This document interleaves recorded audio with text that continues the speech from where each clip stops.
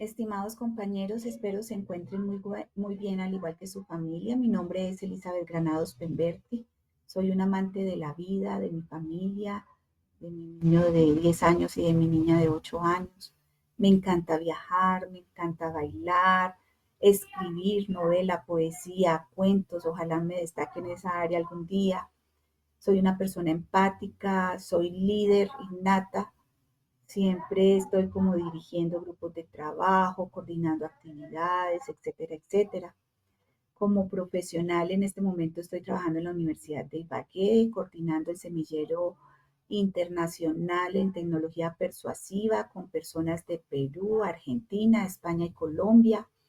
También he trabajado en la parte de internacionalización de programas, de acreditación institucional, etcétera, etcétera. En mi vida profesional he trabajado desbaratando computadores y llegando a dirigir equipos de más de 25 personas.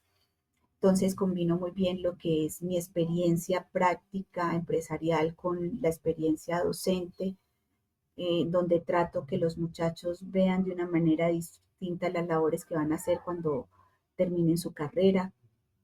Me gusta mucho participar de actividades, hacer eventos, hacer investigación, hacer proyección social y me gustaría mucho poder aprender de ustedes y que ustedes también tengan algo para tomar de mí dentro de mi experiencia y dentro de mi personalidad. Me encanta la Universidad de Magdalena porque ya está acreditada, imagínense, ya figura dentro del ranking mundial de las mejores universidades. Sería un honor para mí poder compartir el resto de mi vida con ustedes y poder que mis niños tengan recuerdos bonitos de Santa Marta como los tengo yo, porque desde muy pequeña he viajado a mis vacaciones allá porque mi padre es de allá. Entonces les agradezco mucho esta oportunidad. Les quiero decir que pueden contar conmigo en lo que necesiten. Espero que me hagan parte de su equipo de trabajo y quedo atenta a cualquier requerimiento. Muchas bendiciones, cuídense mucho y muchas gracias.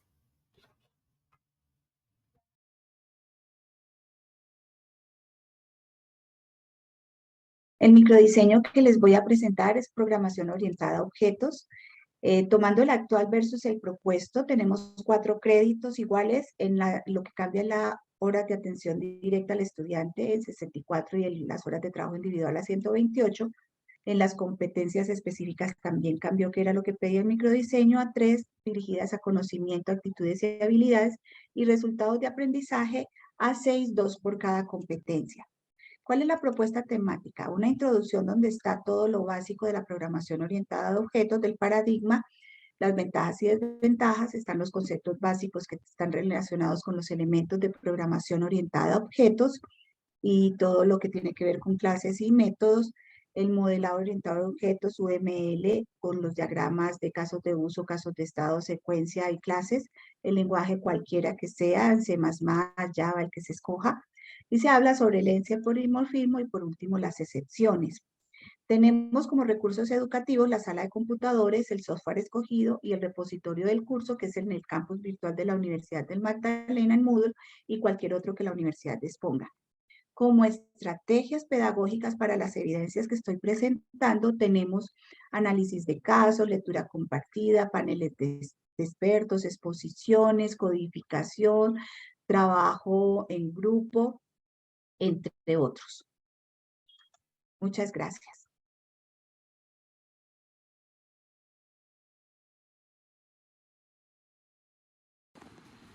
Chicos, buenos días. Espero que estén muy bien. Como les había dicho en la clase pasada, hoy vamos a ver los elementos de la programación orientada a objetos y para ello teníamos varias cosas pendientes, ¿cierto? Bueno, hoy vamos a resolver 2 preguntas en clase. La primera, ¿cuáles son los principales elementos de la programación orientada a objetos? Y la segunda, ¿cuál es la diferencia entre encapsulamiento y modularidad? Bien piloso, porque eso es lo que vamos a resolver hoy en clase. ¿Qué vamos a ver? El recurso del curso, un cuento, los elementos de la programación orientada a objetos aplicada a ese cuento y por último vamos a solucionar las preguntas. Entonces comencemos. Ustedes saben que en el repositorio de Moodle tenemos la teoría objetos, tienen esta presentación, tienen el ejemplo que era un cuento y tenemos un taller que es un ejercicio que vamos a dejar al final. Bueno, el cuento era Caperucita. ¿Quién se leyó Caperucita? Ay, qué bien, todos. Ok. ¿Cómo empieza Caperucita, Juan? Presentando a Caperucita y la razón por la que la llamaban así, que antes la mamá le había creado una cábala de color rojo. Muy bien, Juan. Cristian, ¿qué pasó después? La mamá le había dicho que si le llevaba una cesta de panes a la abuela y pues obviamente Caperucita fue por un lado peligroso para llevarle la cesta de panes. Muy bien, Kevin, ¿qué pasó después? Quería juntar un ramo de flores con las flores del bosque y en ese proceso se encontró con el lobo. ¿Y qué pasó con el lobo? Pues el lobo le preguntó que para dónde iba y Caperucita le dijo que iba para donde la abuela. Entonces el lobo de una vez aprovechó la oportunidad y fue hacia la casa de la abuela. ¿Y qué pasó después? El lobo cuando se hizo pasar por Caperucita, cuando tocó la puerta, la abuela abrió la puerta y se la comió el lobo. Uy, ¿y qué pasó antes cuando se comió Caperucita? Pues el lobo se vistió con la ropa de la abuelita y pues de ahí llegó Caperucita y pues vio que la puerta estaba como entreabierta y entró y pues se asustó con el lobo y el lobo se comió a Caperucita. ¿Y después de que se comió Caperucita, Juan? Quedó muy lleno el lobo, pero entonces en el camino un cazador vio que el lobo había entrado a la casa de la Ah, abuela. se nos había olvidado decir que había un lobo que lo había visto entrar. Cazador. Ah, perdón, cazador. Muy bien. Entonces ese cazador pues entró a la casa y estaba abierta y el lobo estaba durmiendo de tanta comida que se había comido. Entonces rajó el lobo, o bueno sí, lo abrió Ah, y la barriga y entonces sacó a Caperucita y la abuela. perfecto. ¿Y qué pasó con el lobo después? ¿Qué me dice? Cristian. Pues Caperucita y la abuela estaban vivas, así que el cazador lo que hizo fue para que el lobo no se diera cuenta que se la habían sacado, los llenó de piedras. El lobo se levantó, tenía mucha sed, fue a tomar agua al río y se cayó en el río. Y como estaba lleno de piedras, no se pudo levantar y se ahogó. Muy bien, los felicito porque se ve que todos tuvieron un encuentro, entonces todos tienen una décima además para uno de los parciales que tengan después. ¿Listo? Entonces miremos los elementos de la programación orientada a objetos aplicado a Caperucita. Según lo que leímos hay uno que se llama abstracción y abstracción es tomar todo el problema y separar lo más importante del problema. Separemos cosas importantes de nuestro cuento, que en este caso es el problema. Ángel. Pues por ejemplo, lo importante era, podemos separar que Caperucita estaba en el bosque buscando flores. ¿Eso es importante? Bueno, el más importante sería cuando ella estaba ahí en ese momento y se encontró al lobo. Más bien el encuentro con el lobo, ese es más importante, o sea que ese es el que voy a extraer. Muy bien, ¿quién más me extrae otra cosa del cuento? Andrés. Si la mamá metió a Caperucita a la casa de la abuela a llevarle una cesta. Eso, o sea, es importante que Caperucita haya salido de su casa para el bosque. Kevin. El lobo se hace pasar por la abuela. Muy bien, también es eso importante. Juan. El lobo se da cuenta hacia dónde se dirige Caperucita y corre aprovechando la oportunidad. Perfecto. ¿Es claro lo que es la abstracción? ¿Sí? ¿Todos? ¿No, Ángel? Sí, ok, listo. Entonces empezamos. Encapsulamiento es todo eso que abstrajimos que es esencial en el cuento, lo vamos a encerrar, pero ocultando información. Por ejemplo, ella se va. ¿A ustedes qué les dice eso? ¿Quién se fue? No sabemos. ¿Para dónde se fue? ¿Con quién se fue? ¿Qué se fue a hacer? Minera. Pero nosotros si conocemos el cuento y abstrajimos la información, nos damos cuenta que todo eso lo hizo Caperucita, lo hizo el lobo, lo hizo la mamá, lo hicieron los panecitos, etcétera, etcétera. Bien, entonces en el encapsulamiento hay algo muy importante y es que yo no cuento todo.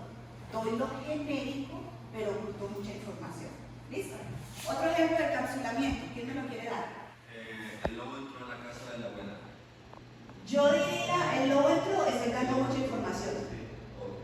El animal entró. El animal entró, podría ser. El animal a dónde entró. ¿A dónde entró y por qué? ¿Qué igual? Se cayó el río. Se cayó al río, perfecto, Juan. El cazador lo vio. El cazador lo vio. Muy bien, entonces quedó claro el encapsulamiento, ¿cierto? Listo. Vamos con modularidad. Modularidad es coger el problema y dividirlo en pequeños problemitas. Niña o Caperucita tiene que ir a la casa de su abuela. Ahí pasan un montón de cosas que ya trajimos como esenciales, ¿cierto? Otro problema dentro del cuento. Bueno, Caperucita se encuentra con el lobo. Caperucita se encuentra con el lobo, muy bien. Otro. El lobo entró a la casa de la abuelita. El lobo entró a la casa de la abuela. ¿Alguien más? Alguien como Ángel que está como participando por su Ángel. El lobo se come a la abuela y se hace pasar por la abuela. Perfecto. ¿Es claro? ¿Sí? Muy bien. Vamos a ver el polimorfismo. El polimorfismo es esa propiedad que tienen las cosas de convertirse en diferentes dependiendo de la situación, o sea, de comportarse distinto. ¿Quién se comporta diferente en el cuento? Cristian. Ok, por aquí me alzaron la mano. Espérate, ¿por qué el lobo, Cristian? El lobo se comporta diferente porque se comporta como lobo y se disfraza como la abuela. Muy bien, gracias, Sergio. Muy bien, Cristian. ¿Hay algún otro polimorfismo en el cuento que se les ocurra? No, ¿cierto? Todo es Podría, no sé si da el caso de que las piedras se hicieron pasar por comida.